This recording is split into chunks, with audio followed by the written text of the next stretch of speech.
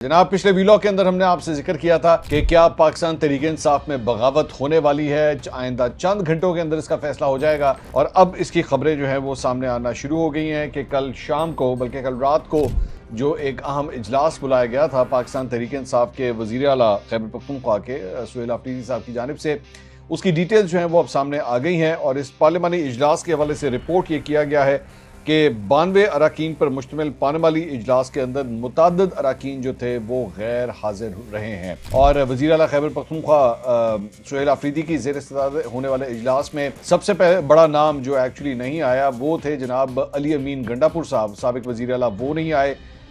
इसके अलावा फैसल अमीन, फजल इलाही, नेक मोहम्मद और दीगर जो है वो शरीक नहीं हुए। बेशतर नाराज अरकान ने मुल्क से बाहर होने या दीगर मसरूफियात को अदम शिरकत की वजह जो है वो बताया है। अब एक नंबर जो सामने मीडिया में रिपोर्ट हुआ है वो ये है कि जनाब 25 लोग जो है वो नहीं आए।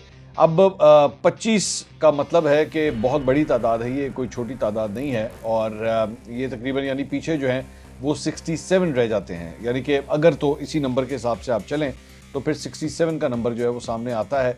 और खैबर पख्तूनख्वा में जो है वो हुकूमत बनाने के लिए आपके पास कम से कम 70 अफराद तो ज़रूर होने चाहिए।